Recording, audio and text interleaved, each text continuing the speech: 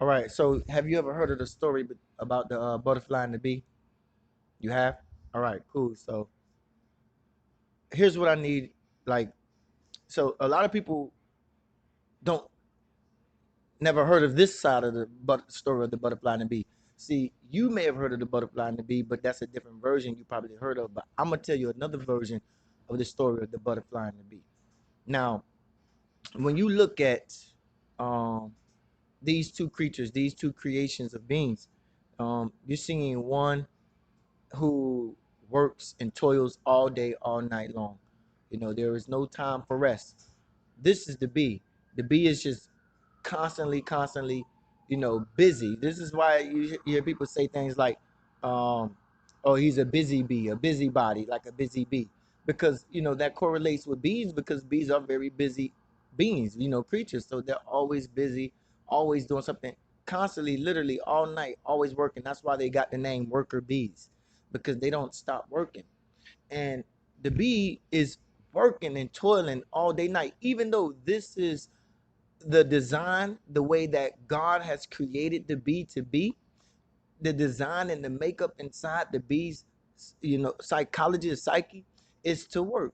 So the bee is not really wrong for working. The bee is not wrong for um, doing what it came on this realm to do. So the bee is going to continue to do its job the way it was created and designed to do its job.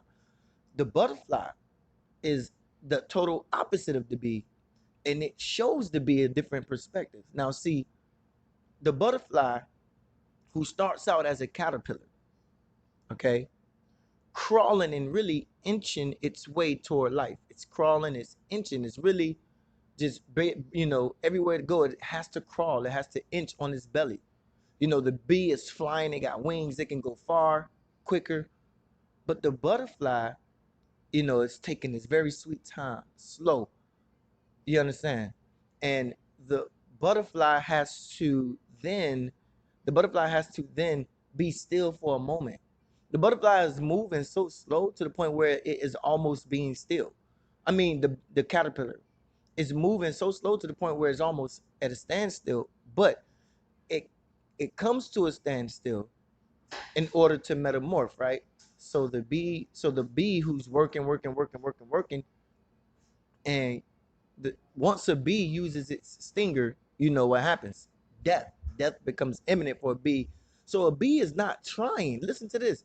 A bee is really not trying to use its stinger. A bee does not want to use its stinger, but bees understand that they will sacrifice their life for the sake of saving the queen, for the sake of protecting the queen. They will sacrifice their lives. They understand sacrifice. So they don't mind giving up their lives. You understand? In order for the purpose and the mission of what they were put here to do to be fulfilled and completed. Um, but the butterfly, a butterfly don't roll with an army like the bee. A bee is with an army. The butterfly is lonesome by itself, and it's crawling its way through life, and then it has to come to a standstill in order to transform and metamorph into a butterfly. So the caterpillar is crawling around on its belly, inching its way through life, and it comes to a freezing stop so that it goes into a cocoon, a shell of itself, and it becomes a butterfly and it transforms. Now, the the story behind both the butterfly and the bee is the bee is working for something outwardly. The bee is working to continue an outward mission, but the butterfly stops and has to go within in order to transform. And so the bee, in a sense, could seem confused. The bee is confused because the bee is thinking that this understanding of life is you have to work. But the butterfly has a beautiful perspective and standing understanding of life by saying, no, you have to be still and everything will come. Everything will happen by being still. Now, who's right and who's wrong? Is the bee wrong for being the bee? No, the bee is not wrong. What the world, what the universe is showing us, what God is showing us is two perspectives of life. We can choose to be the bee, be workers all of our lives, die working, die as a worker, you know, trying to transform ourselves, trying to transform our lives for the better, for the good of generations and generations to come, for the better and for the good of the queen, trying to transform our beingness. But the butterfly who rose with no army goes within himself, sits alone, stands alone, gets quiet, be still, and all of the transformation happened. Now, the transformation happened when the butterfly stops to go within. Two things you need to see here. The butterfly has to stop and then go within in order to transform.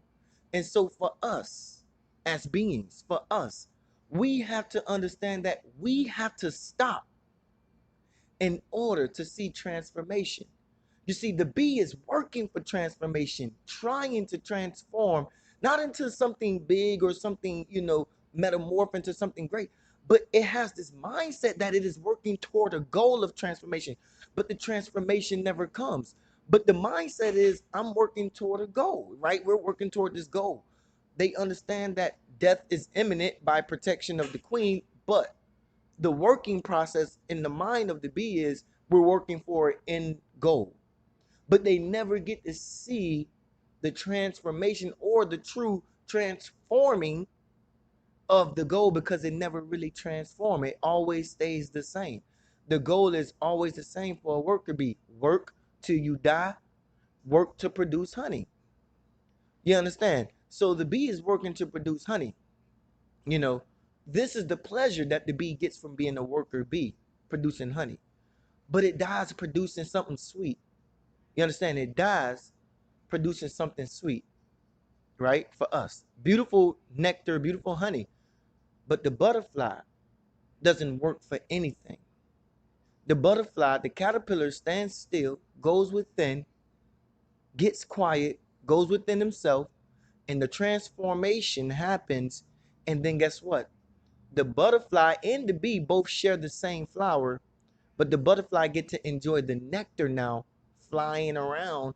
The butterfly get to enjoy, watch this, the butterfly get to enjoy the beautiful nectar of the flower while carrying pollination over to the next flower, recreating and generating more.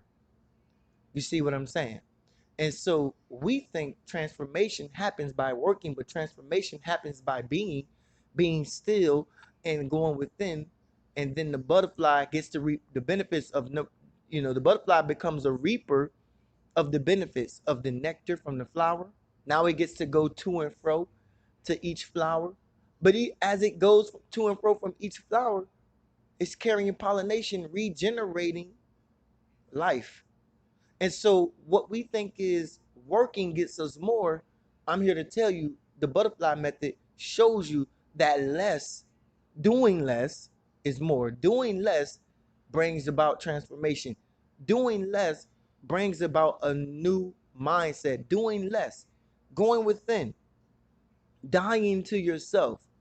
Because the word says that if anyone wants to follow after me, let him pick up his cross and die to himself. And then it also says that we must die to ourselves in order to be reborn.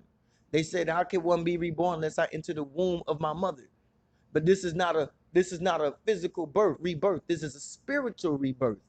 You see, one must die to themselves, these wants and these needs, and just be still and know that you are God. Be still. See, we must die to these wants and we must die to these needs and understand that we already have what we want simply by doing what the butterfly did, going within. Once we go within, everything stops, everything stands still for us, and we get to have what we want and reap the benefits of the sweet nectar from the flower. You see, that is the difference between the butterfly and the bee. Don't let anybody else tell you another story that looks more beautiful as transformation than the butterfly can tell you. If you really want to transform and metamorph and be another being, be transformed into a new being, a beautiful being, you got to slow down. You got to be still. You got to go within. And then when you come out, your coming out party, you'll have wings to fly and you'll be able to go wherever to enjoy the beautiful nectarine, the beautiful nectar of each flower that produces sweetness for you.